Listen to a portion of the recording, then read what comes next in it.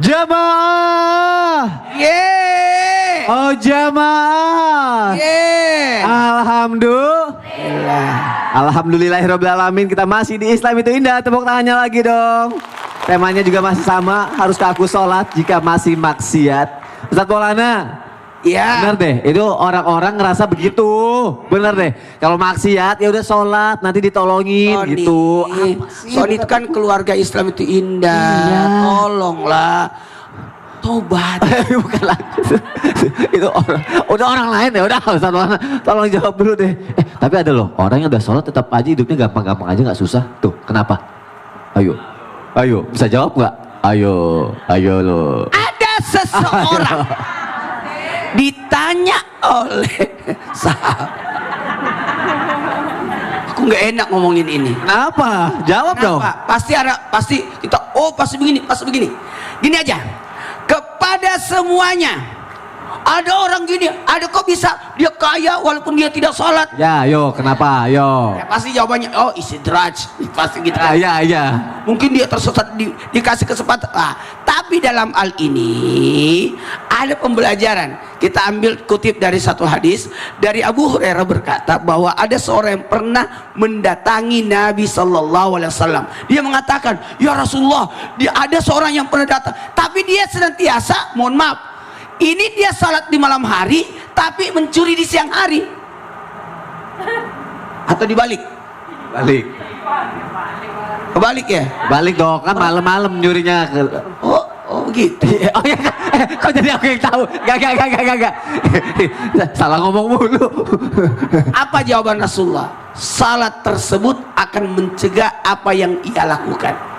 Karena salat itu mencegah daripada perbuatan keji dan mungkar. Keji yang menghinakan, mungkar yang merusak orang. Mohon maaf tanpa menggurui, hanya mengingatkan.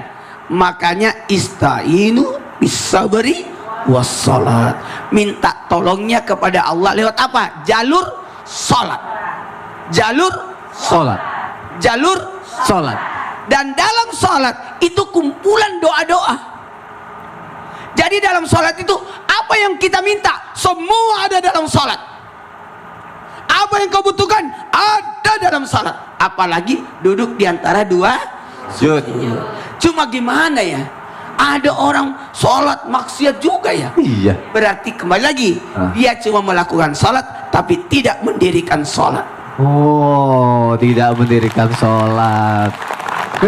Karena sholat itu didirikan. Kalau sudah berdiri aman semua. Oh iya juga ya, Masya Allah. Tepuk tangan untuk Ustadz Maulana dong. Artinya apa sih?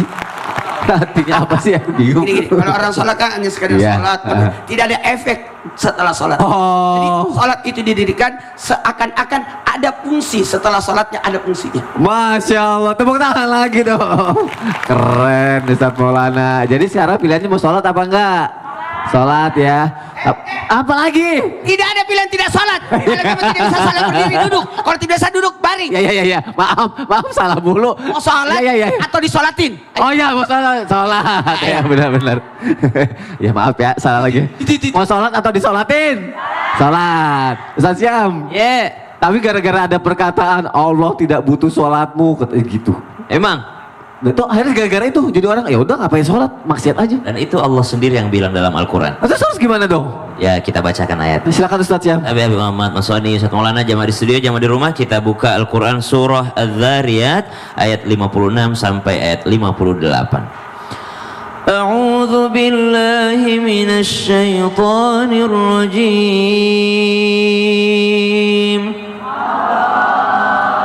Bismillahirrahmanirrahim.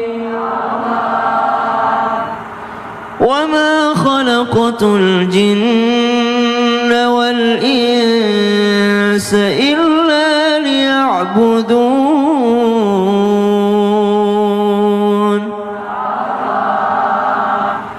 Ma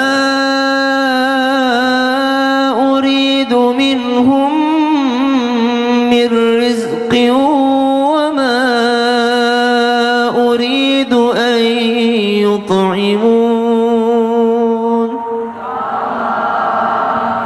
إن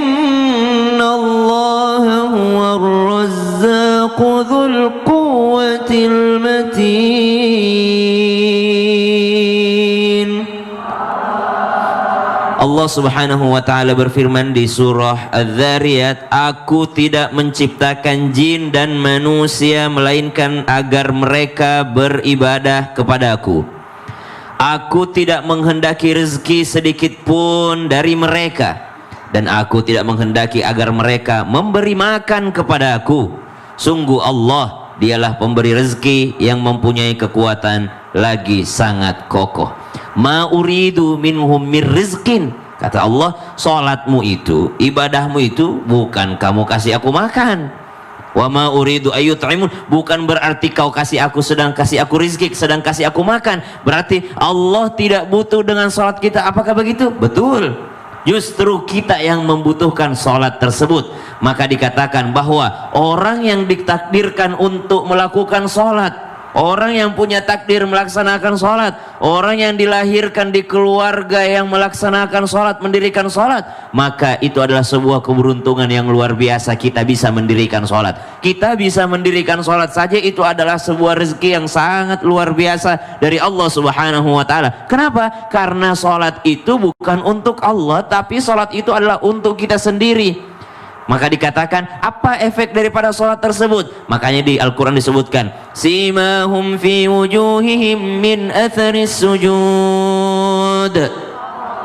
Para sahabat-sahabat Nabi, orang yang membersamai Nabi SAW, dan Nabi sendiri itu adalah tampak di wajahnya bekas-bekas sujud. Maka dikatakan oleh Imam Besar Masjid Al-Istiqlal, Profesor Dr. Nasaruddin Umar, beliau mengatakan, simahum fi wujuhim fi athari sujud. Bekas-bekas sujud itu bukan hanya ada tanda di dahi. Bekas sujud itu orang yang habis sholat pasti bagus sosialnya. Itu bekas sujud. Bekas sujudnya orang yang sholat, yang benar-benar sholat, bekas sujudnya apa? Tidak bakal nyakitin orang. Bekas-bekas sujudnya orang yang banyak sujudnya, ada bekasnya. Apa bekasnya? Suka nolongin orang. Apa bekasnya orang yang rajin sholat? Bekasnya adalah tidak akan nyakitin orang tuanya. Bekasnya orang yang banyak sujudnya, mereka akan baik kepada orang lain. Bekasnya orang yang banyak sujudnya, mereka akan bagus dalam hal sosialnya dan juga pribadinya. Maka sholat itu seperti makan. Kalau makan bisa menambahkan energi kepada kita, maka sholat itu juga akan memperbaiki diri kita. Kalau kita makan, apakah itu untuk orang lain atau untuk kita? Untuk kita. Berarti kalau kita sholat, itu juga bukan untuk Allah, melainkan untuk diri kita sendiri. Menambah kesolehan bagi diri, menambah kesolehan bagi sosial kita. Orang yang ada bekas-bekas sujud pada dirinya tidak mungkin suka nyalahin orang. Orang yang ada bekas-bekas sujud pada dirinya pasti akan berdampak, berefek pada akhlaknya sendiri kepada orang lain. Orang yang paling bagus sholatnya adalah baginda Nabi SAW.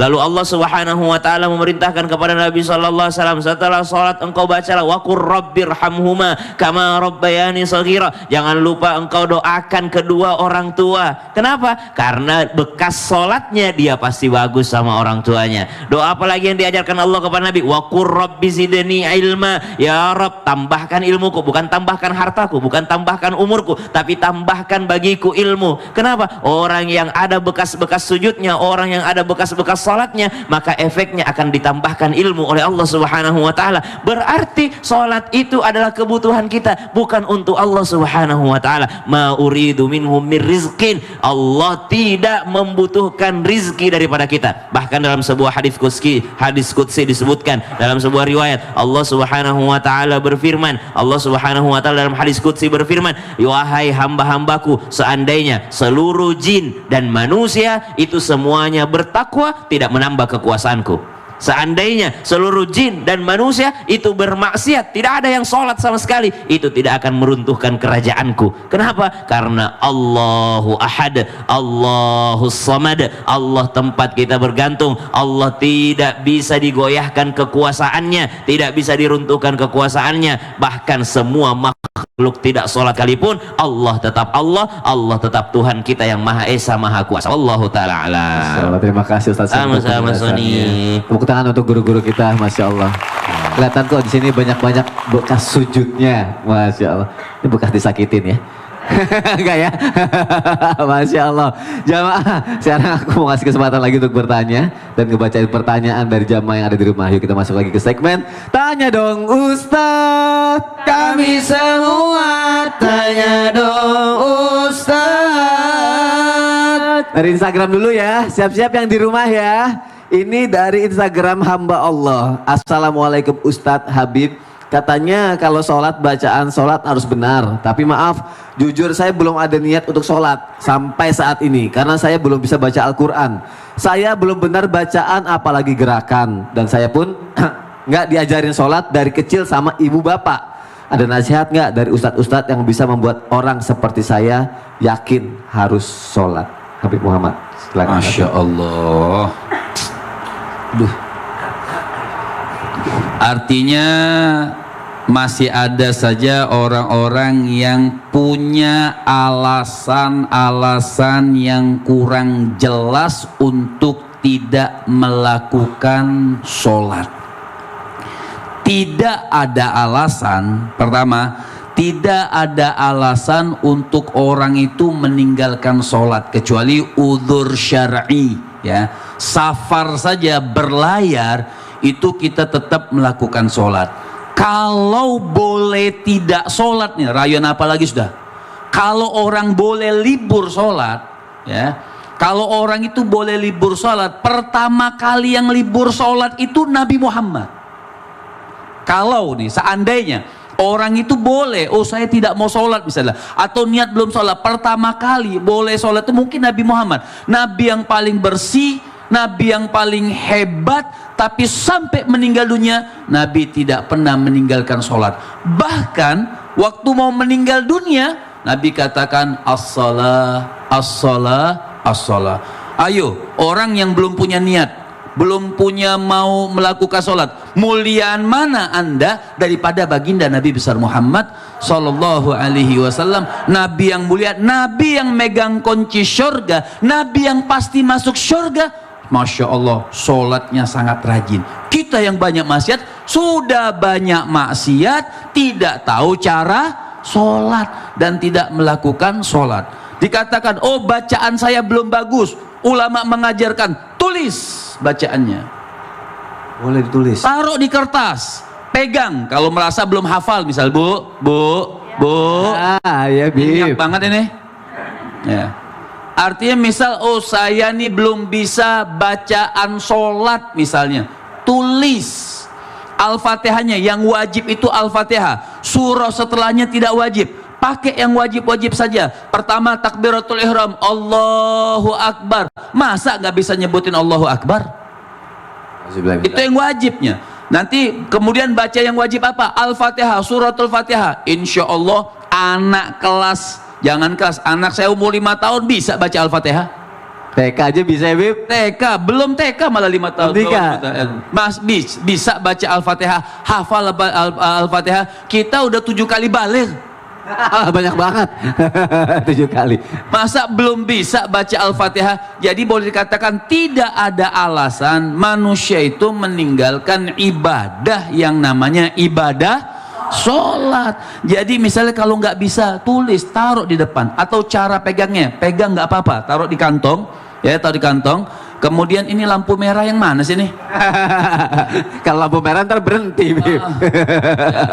Artinya dia pegang tulisannya, nih Sony pegang tulisannya, ditulis baca Al-Fatihah. Ya, nggak bisa bahasa Arab ya, tulis dengan bahasa Latinnya, nggak masalah, tulis, baca Bismillahirrahmanirrahim, Alhamdulillah. Gerakan-gerakan kalau malu untuk datangin guru, atau maaf tidak ada uangnya misal untuk bayar guru, ya Allah, buku-buku banyak banget di toko-toko kitab murah-murah, buku-buku terjemahan tata cara sholat yang bagus. Masa beli kota internet bisa, masa beli buku gak bisa?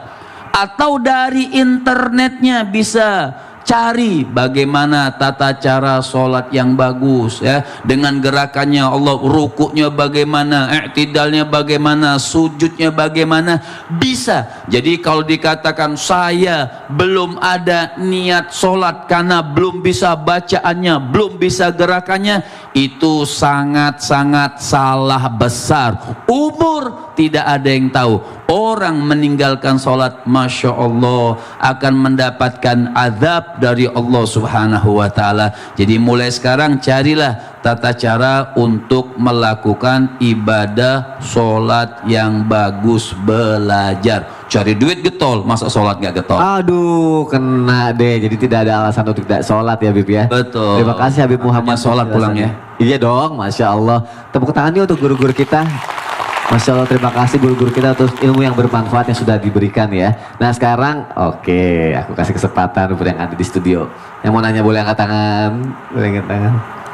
Ini aja deh, sebelah sini aja deh. Namanya siapa Neng? Dari mana? Assalamualaikum warahmatullahi wabarakatuh. Waalaikumsalam warahmatullahi wabarakatuh. Izin bertanya Ustadz Habib. Perkenalkan, nama saya Eis Nuhrasana dari Tanjung Sari, Desa Purasari, Kecamatan Lewiliang, Bogor. Pertanyaan saya, bagaimana sholat itu, kenapa sholat itu tidak bisa mencegah seseorang dari berbuat kemaksiatan? Contohnya banyak sekali seseorang yang melalaikan sholat di akhir waktu. Contoh misalkan sholat kesiangan, sholat subuh kesiangan, bangun jam 7 pagi baru melaksanakan sholat. Itu pertanyaan dari saya. Terima kasih. Wassalamualaikum warahmatullahi wabarakatuh. Kalau kamu kesiangan, Habib, maaf, saya paling jengkel kalau ada orang Ayo lama lo, sholat. kan? Kenapa bisa sholat jam 7? Kenapa bisa? Hah? Kesiangannya tiap hari lagi. kesiangan tiap hari. Udah Ustaz, udah. Sabar, jangan dimarahin, kasihan ya. Maaf. Namanya juga anak hilaf gitu. Kalau kamu kesiangan, kalau virus kesayangan. Udahlah, mendingan kita sayang-sayang aja. Tetap di Samit Indah. Jamaah, oh jamaah. Alhamdulillah. Kalau Ustaz Maulana apa?